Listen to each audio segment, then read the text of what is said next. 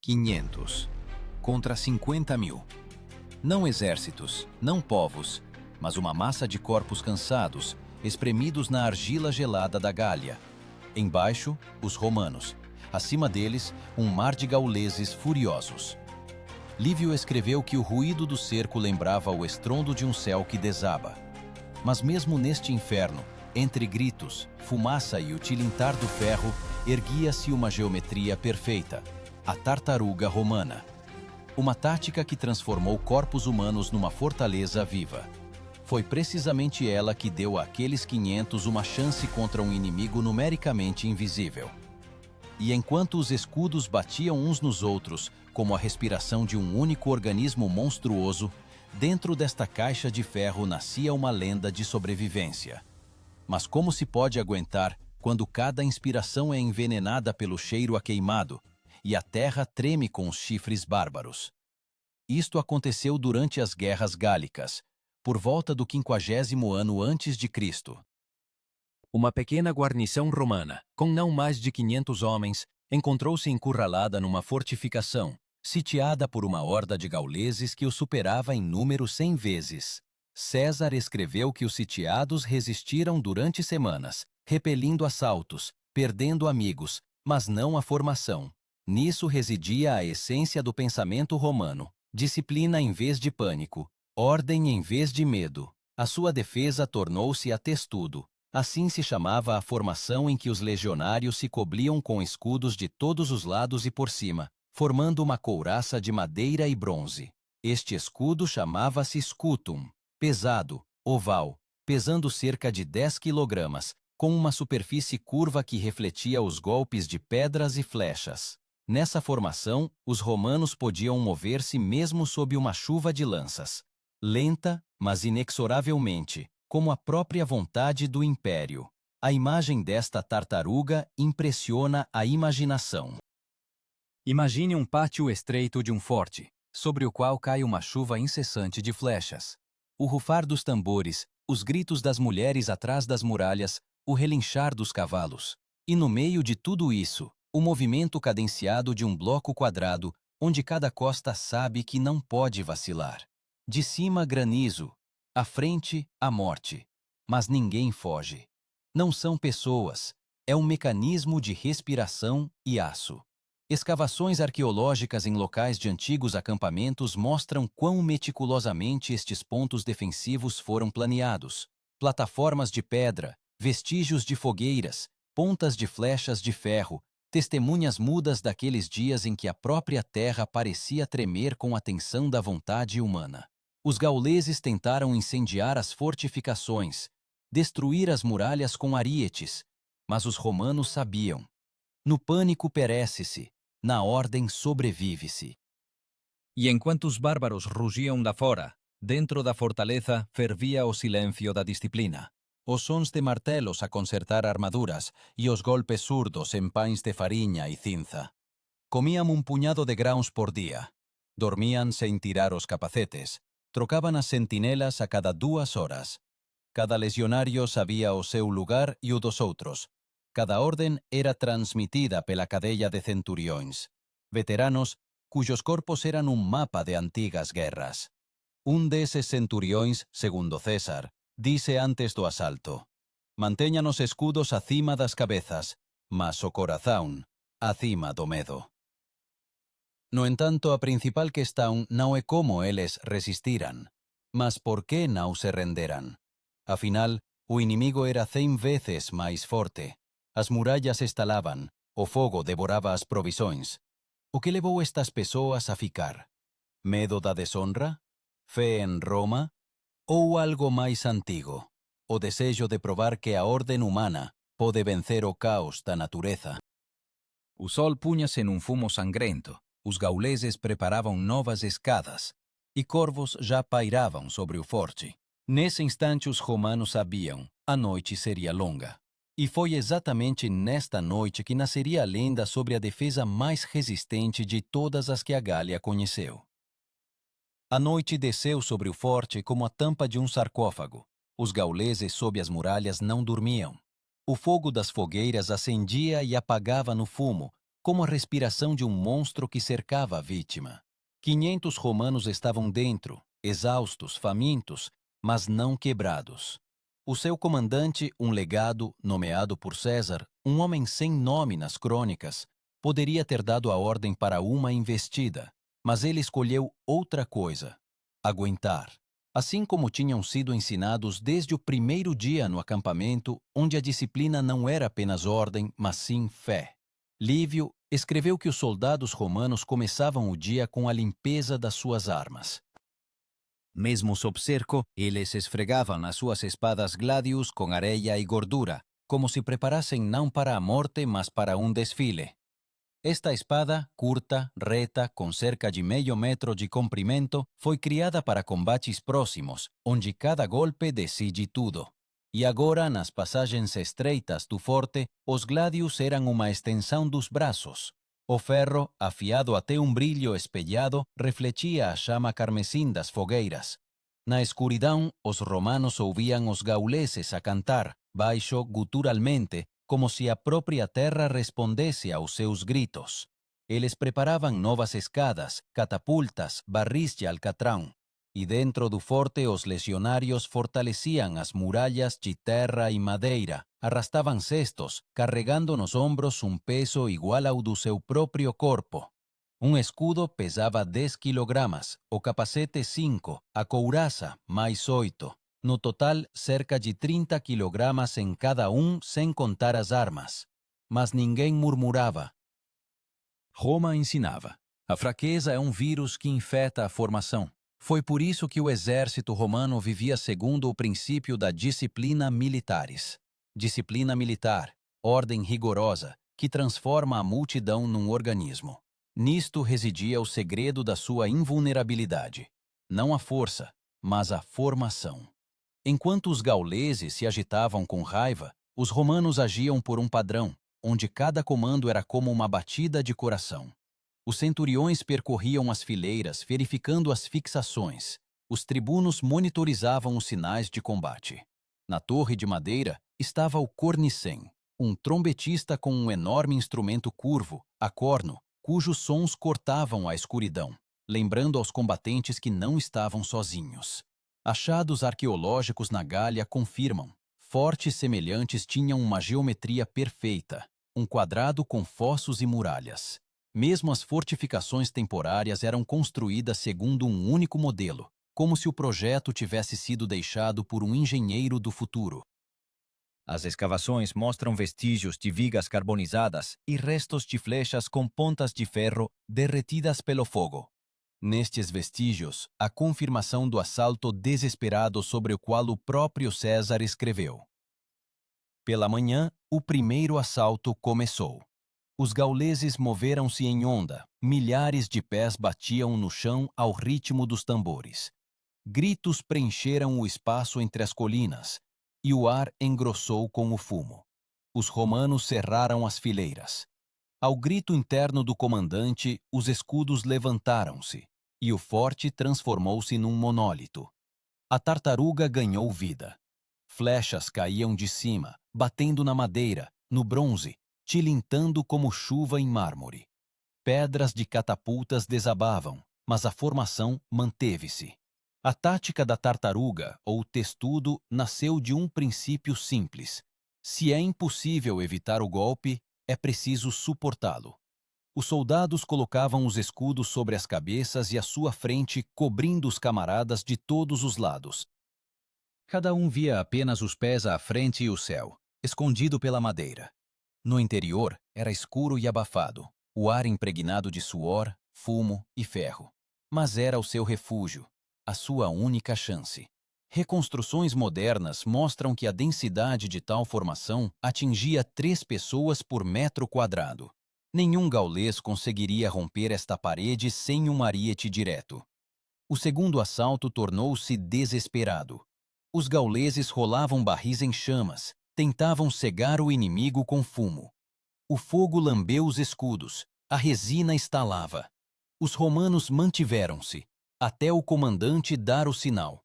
Então a tartaruga abriu-se e irrompeu. Um golpe brusco de gládios, estocadas curtas, e a linha gaulesa dispersou-se. Mas a vitória não trouxe alívio. Por cada inimigo caído, havia ainda dezenas. Quando a poeira assentou, o sol iluminou o forte coberto de flechas, como um porco-espinho de agulhas. 50 romanos já jaziam imóveis. Os restantes, em silêncio, removeram os corpos, enterrando-os nos fossos. Ninguém falava.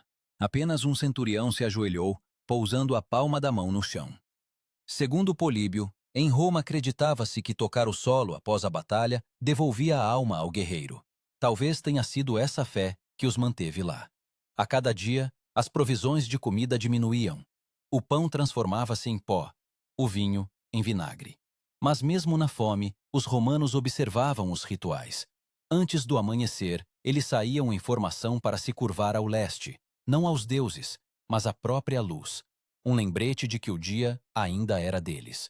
Os gauleses podiam ser mais fortes, mas não possuíam o principal, a ordem que torna os homens imortais. E quando os gauleses decidiram que os romanos estavam prestes a ruir, dentro da fortaleza aconteceu algo que ninguém esperava. No terceiro dia do cerco, a terra ao redor do forte já não era terra, era uma crosta de cinzas compactada, impregnada de sangue e gordura. Os gauleses cercaram a fortificação com um anel de várias fileiras, colocando sentinelas mesmo à noite. Dos seus acampamentos vinha o cheiro de carne assada e cerveja azeda, o cheiro da vitória, em que eles já acreditavam. E no acampamento romano reinava o silêncio. Apenas o carvão estalava e em algum lugar distante um soldado tossia. 500 corpos e uma única vontade. Segundo a descrição de César, estas guarnições consistiam em veteranos, aqueles que sobreviveram a dezenas de campanhas. Pessoas que podiam construir um acampamento em poucas horas e atacar sob chuva, quando os cavalos gauleses atolavam na lama. Os seus músculos eram mais duros que couro cru e os seus olhos calmos como os de um predador. Não esperavam um milagre, esperavam pelo procedimento romano, ordo militaris, um sistema onde até a morte deveria ocorrer conforme o planeado. Ao amanhecer, os gauleses rolaram torres de cerco feitas de árvores recém-cortadas. Devido à umidade, elas fumegavam e rangiam, mas avançavam. Em resposta, os romanos acenderam tochas de piche e atiraram-nas contra as máquinas de cerco. O ar encheu-se de um rugido, como se a própria floresta se tivesse revoltado contra os gauleses. O fogo lambeu as torres, e os gauleses, uivando, recuaram. Mas, no mesmo instante, outra parte dos sitiantes correu para o fosso com touros e escudos para preencher a passagem. Todo o horizonte estava em movimento. O comandante romano subiu a uma plataforma de madeira e deu um sinal ao trombetista. O som prolongado da corno cortou o fumo. Os soldados reorganizaram-se em duas linhas. A primeira estava na muralha, pronta para lançar lanças. A segunda, junto aos portões, segurando os escudos em ângulo. Esta formação chamava-se Triplex Acies, ordem tripla, padrão das legiões romanas, permitindo reagir a qualquer avanço. Mesmo sob cerco, onde mal havia espaço para movimento, eles mantinham a geometria perfeita da formação. Lívio notava que a força dos romanos residia não na sua numerosa quantidade, mas na engenharia. O forte em que estavam entrincheirados tinha um fosso, uma muralha, uma palizada e passagens internas que ligavam os postos. Estas passagens permitiam mover os combatentes sem que o inimigo percebesse. Arqueólogos encontraram fortificações semelhantes no norte da Gália, restos de plataformas de madeira reforçadas com pregos de ferro, cantos queimados de fossos, vestígios de flechas balísticas. Tudo indica que os sitiados não estavam apenas a sobreviver, estavam a lutar como engenheiros.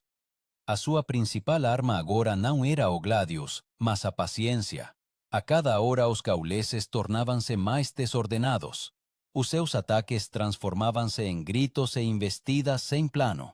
Um dos centuriões, segundo os cronistas, proferiu: que os bárbaros gastem a sua fúria como crianças gastam o fôlego. Nós esperaremos. E de facto esperaram. A cada dia os gauleses perdiam mais e mais homens.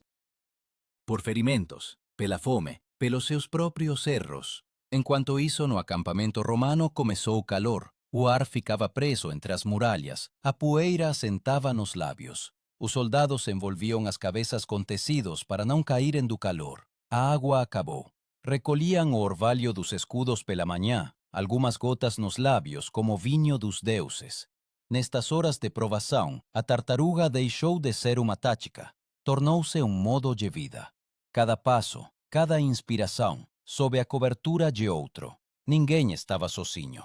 Quando os gauleses mais uma vez lançaram um ataque, usaram um novo truque. Entraram em ação às fundas. Pedras do tamanho de um punho batiam na formação, quebrando braços, derrubando escudos. Um dos romanos, um jovem legionário que ainda não tinha visto grandes batalhas, perdeu a consciência com um golpe na cabeça. O seu camarada não deixou o corpo cair. Amparou-o, colocou seu escudo e continuou a manter a linha. Este gesto foi visto por todos. E como se uma corrente tivesse percorrido a formação, ninguém mais vacilou. César escreveu que os romanos podiam suportar um cerco enquanto o espírito de ordem fosse mantido. E esse espírito era contagioso. Mesmo cansados, feridos, eles não gritavam nem rezavam. Apenas permaneciam de pé.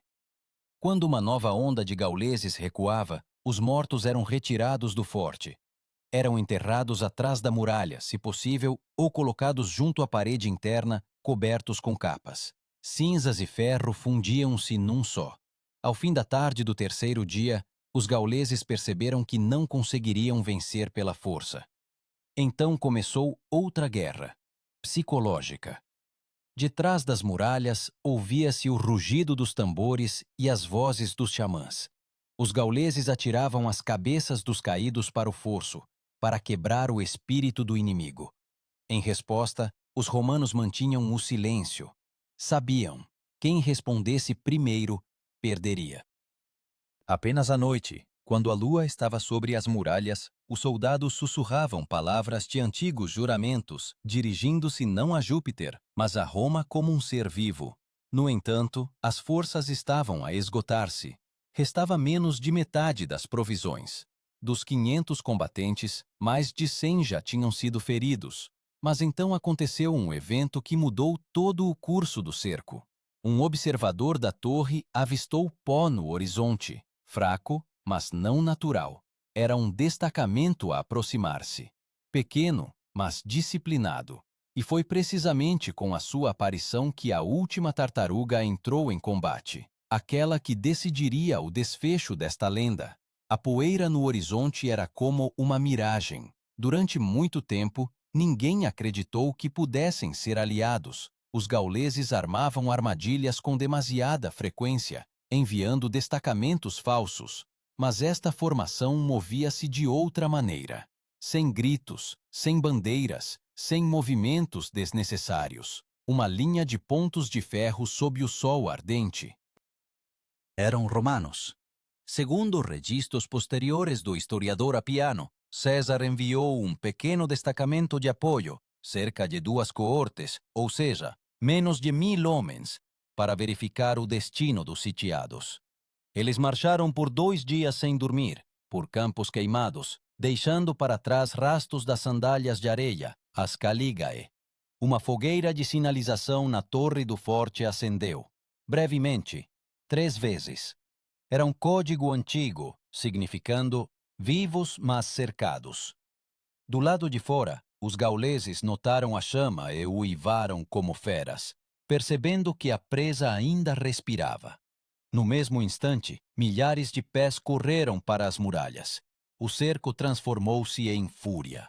A terra tremeu, o ar encheu-se de assobios. Pedras, lanças, fumo, tudo se misturou. Mas de dentro do forte, como da boca da terra, ergueu-se um ruído, baixo, rítmico, semelhante a batidas de coração. Os romanos preparavam-se para o último assalto. A tática que recorreram foi descrita mais tarde por Políbio. Uma tartaruga dupla. Uma formação criava um escudo externo, uma parede contínua para proteger os portões, a outra uma coluna interna para contra-ataque. Isso exigia uma sincronia perfeita. Qualquer desvio e a formação desabava. Os centuriões foram colocados nos cantos. As suas vozes abafavam o ruído da batalha. O comandante levantou a mão e a tartaruga ganhou vida. Quando os gauleses chegaram ao fosso, os romanos abriram os portões. Por um instante de silêncio, e uma cunha irrompeu do fumo. Uma massa densa de pessoas, cada escudo interligado ao vizinho como um elo numa couraça. Os gauleses tentaram cercá-los, mas depararam-se com uma cúpula impenetrável. Os escudos por cima refletiam as flechas, os da frente quebravam as lanças. Os golpes relâmpago dos gládios transformavam a linha da frente dos gauleses numa mistura de sangue. Tudo acontecia à distância de um braço. Este momento, o clímax da tenacidade humana. Achados arqueológicos no norte da França mostram vestígios de uma batalha em massa, onde os corpos jaziam em fileiras compactas, vestígios de ferimentos idênticos na altura do peito e do abdômen. Este é um sinal da técnica romana de combate corpo a corpo. Os romanos batiam curto, sem balançar, cada golpe preciso no alvo. Mesmo agora, historiadores analisando reconstruções ficam impressionados com a forma como, apesar do cansaço e da sede, eles conseguiam manter tal precisão de movimentos. Entretanto, os gauleses tentavam cercar a coluna. Atiravam tochas, derrubavam vigas, rolavam carroças. Mas a tartaruga avançava, lentamente, como se a própria terra tivesse se levantado e andado. Lívio escreveu que o som dos escudos sob os golpes era semelhante ao barulho da chuva no telhado de um templo. Cada passo, um golpe. Cada inspiração, uma batida do coração. Quando a primeira linha de gauleses vacilou, os romanos usaram o seu próprio caos. Nesse instante, apareceu o destacamento de socorro. Detrás das colinas irromperam capas vermelhas, uma pequena mancha de fogo contra o fumo negro. Eles avançavam rapidamente, em coluna, sem desviar, emitindo um baixo grito de guerra. Os gauleses ficaram confusos. Entre eles e o forte estava uma tartaruga, e no horizonte aproximavam-se novos guerreiros. O pânico rompeu a formação dos sitiantes. Alguns correram para o acampamento, outros tentaram romper em direção aos romanos. O centurião do forte percebeu que era a única chance. Ele levantou a mão, e a corneta deu o sinal, curto e agudo, significando avançar. A tartaruga dividiu-se em duas metades como uma concha que se abre. Os soldados avançaram. O metal tilintou, os corpos chocaram-se, a terra tremeu. Os gauleses recuavam, mas eram demasiados. Então os romanos aplicaram a velha formação de ataque, o porco, ou cúneus. É uma cunha que rompe a formação inimiga, como uma faca rasga um tecido. Os da frente avançavam, cobrindo as cabeças com escudos. Os de trás empurravam com toda a massa. Reconstituidores modernos notam: a força de tal cunha podia desorganizar e romper até um inimigo numericamente superior, se este estivesse desorganizado. Os gauleses não esperavam tal determinação. Nas suas fileiras começou o caos. Gritos, choques, fumo das torres em chamas. Os romanos, exaustos mas impecavelmente coordenados, romperam o anel. Apiano escreveu que naquele dia menos de um terço dos sitiados sobreviveram, mas eles carregaram o estandarte do forte, a águia, símbolo da legião. Não era apenas um pedaço de metal num poste. Para os romanos, a áquila era a alma da unidade. Perder a águia significava perder a honra. Por isso, quando um dos legionários, mortalmente ferido, viu o estandarte cair, ele o levantou, segurando-o com as duas mãos, até morrer de pé. O seu corpo foi encontrado depois com as costas retas.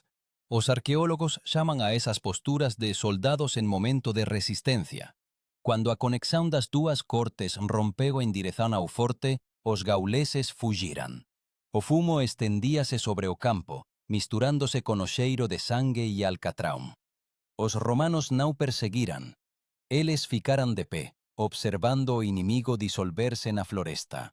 A sua respiração era pesada, as mãos tremiam, mas a formação ainda se mantinha. Mesmo na vitória, eles permaneceram uma figura de ordem em meio ao caos. E depois, o silêncio. Apenas o estalar da madeira carbonizada e o estertor dos que sobreviveram.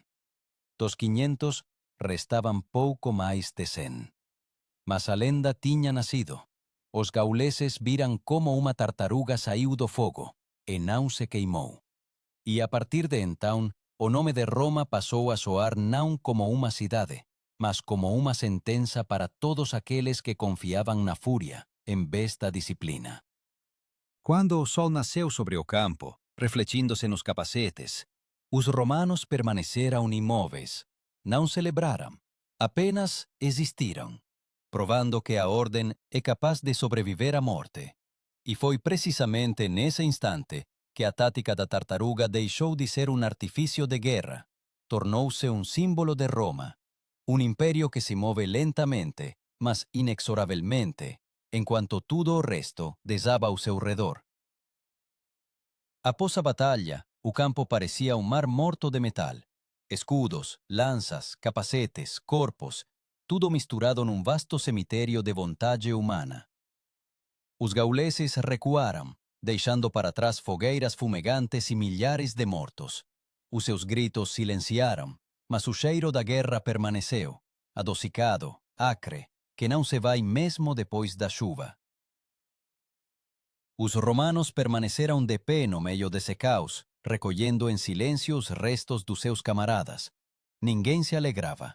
A vitória fora demasiado cara. Políbio escreveu que a disciplina dos romanos chegava à santidade. Mesmo após uma catástrofe, eles não abandonavam o campo de batalha antes de restabelecer a ordem. Assim também aqui. Os legionários sobreviventes imediatamente começaram a limpar a muralha, a fortalecer as paredes e a recolher as armas. Os seus movimentos eram automáticos, como se o corpo já não obedecesse às emoções, mas seguisse um mecanismo interno. Cada passo, um passo do império, que não conhecia as palavras piedade e cansaço. O tribuno, um jovem oficial cujo nome a história não preservou, ordenou a reconstrução da torre de sinalização. No topo, a águia foi novamente erguida, escurecida pela fuligem, mas intacta. Este símbolo significava mais do que a vida. Significava que a ordem existe mesmo entre as cinzas. E quando o estandarte vermelho com a águia se ergueu contra o céu cinzento, os romanos sobreviventes endireitaram-se. Mesmo os feridos, apoiados em lanças, permaneceram de pé, como se estivessem diante dos deuses. Foi então que receberam reforços, o exército principal de César, que se deslocara do sul da Gália. Segundo o próprio general, ele não esperava que a guarnição resistisse. Quando as legiões se aproximaram, viram não ruínas, mas um forte que ainda respirava, mas que se mantinha de pé. Essa visão tornou-se um símbolo do espírito romano. Um dos comandantes proferiu: "É assim que o ferro parece, se nele corre o sangue de Roma." Estudando os restos das fortificações, os arqueólogos encontraram um detalhe interessante. Nas camadas de terra ao redor do forte havia muitos fragmentos de pregos romanos e tábuas carbonizadas, mas quase nenhum objeto pessoal. Isso significa que a guarnição não se preparava para fugir. Eles fortaleceram as paredes até o último momento e não levaram nada supérfluo. Tudo indica que o seu objetivo não era sobreviver, mas resistir. Eles tornaram-se a encarnação viva do conceito de virtus, a virtude romana. Este termo não denotava apenas coragem, mas a capacidade de manter a razão no medo, a lealdade no desespero e a dignidade na morte. Para um romano, a virtus era o que fazia de um homem um cidadão, e de um cidadão um soldado. Foi isso que César viu quando subiu a muralha fortificada e olhou para os sobreviventes. Nas suas Comentários sobre a Guerra Gálica, ele escreveu que estas pessoas lutaram não pela vida, mas pela ordem do mundo. Do ponto de vista militar, a sua resistência teve um significado colossal. Os gauleses, tendo perdido dezenas de milhares de guerreiros, estavam desmoralizados. A notícia da guarnição inquebrantável espalhou-se por toda a Gália. As tribos bárbaras, antes unidas num único exército, começaram a discutir, acusando-se mutuamente pela derrota. A sua aliança desfez-se. E César, aproveitando-se disso, moveu as legiões mais para o norte e subjugou definitivamente a região. A testudo ou tartaruga tornou-se não apenas uma formação de combate, mas um símbolo da estratégia romana. Lenta, metódica, mas infalível. Historiadores modernos como Goldsworthy e Keegan observam que foi precisamente essa tática que tornou Roma invencível em batalhas contra os bárbaros, que confiavam na fúria e na surpresa. Na base da tartaruga estava o princípio da confiança. Cada soldado cobria o seu vizinho, mesmo que não soubesse o seu nome. Nenhum exército do mundo antigo possuía tal nível de coordenação. Mas por trás dessa disciplina escondia-se um preço. Cada sobrevivente dos 500 sabia que a sua resistência fora paga com as vidas dos irmãos. Eles enterravam os caídos atrás das muralhas do forte, colocando os corpos em fileiras, de acordo com o regulamento militar. Pés para o leste, rostos para o sol. Por cima, uma camada de terra e um escudo partido. Sem inscrições. Apenas silêncio. Tácito escreveu que em Roma se contava muito sobre aqueles 500. Os guerreiros que resistiram ao cerco de 50.000 tornaram-se uma lenda, os seus nomes inscritos nas listas das legiões honorárias, mas o próprio forte desapareceu da face da terra. Quando, séculos depois, os arqueólogos encontraram os seus restos, viram vestígios de fogo e muralhas desabadas, mas nenhum objeto de luxo. Apenas ferro, ossos e fragmentos carbonizados. Tudo indicava: aqui estiveram aqueles que escolheram a ordem em vez da vida. E, no entanto, neste cálculo frio, na geometria da disciplina, havia uma faísca de heroísmo humano, pois atrás de cada escudo estava um homem que poderia ter fugido, mas ficou. Não pela glória, não pelo ouro, mas porque sabia, se ele caísse, a formação ruiria. E juntamente com a formação, a própria ideia de Roma. Ao fim da tarde do último dia, César mandou erigir um monumento de pedra no local da batalha, sem nomes, apenas a inscrição: Ordo vincit omnia. A ordem vence tudo. E quando o sol se punha por trás das colinas da Gália, os últimos raios iluminavam estas palavras, transformando-as num juramento que Roma carregaria pelos séculos. Mas a história da tartaruga não terminou naquele campo. Tornou-se uma lição sobre o facto de que a força de um império não reside nos números, mas na capacidade das pessoas de serem um único organismo.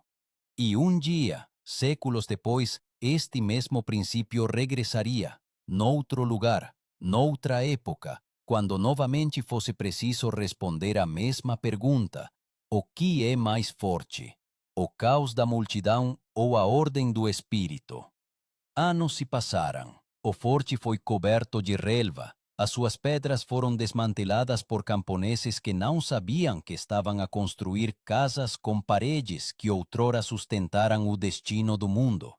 Mas a memória permaneceu. Engenheiros romanos copiavam o plano daquela fortificação em tabuletas de instrução. Legados faziam referência a ela em suas orientações, e a própria palavra testudo tornou-se um símbolo de resiliência. A tartaruga, lenta e pesada, transformou-se numa imagem de ordem invencível. Historiadores do Império Tardio escreveram que foi precisamente após aquele cerco que César se convenceu definitivamente. O destino das guerras não é decidido pela bravura, mas pela organização. Ele transferiu este princípio para a governação do Estado. A disciplina tática transformou-se em administrativa. O exército tornou-se um modelo de sociedade. Cada cidadão, um elo. Cada lei, um escudo. Cada dever, parte da formação. Mas por trás disso havia algo mais do que estratégia. A Testudo mostrou: o ser humano é capaz de superar o medo se estiver lado a lado com os outros. Nenhum herói teria salvo aquele forte sozinho. Foi a conexão que salvou. invisível, mas forte. Aquela mesma que lhes permitiu avançar quando tudo gritava fujam. Filósofos posteriores, Sêneca, Marco Aurélio, frequentemente recorriam a este exemplo chamando a tartaruga de forma do espírito. Para eles, ela simbolizava não apenas a bravura militar, mas também a ordem interna, quando a razão protege o coração, como um escudo protege o corpo. Roma sobreviveu não porque era mais forte, mas porque aprendeu a permanecer unida. E se escutarmos o vento sobre o campo do antigo forte, parece que podemos ouvir o farfalhar do metal, um eco daquela tartaruga que atravessou as chamas, carregando a águia nos seus ombros.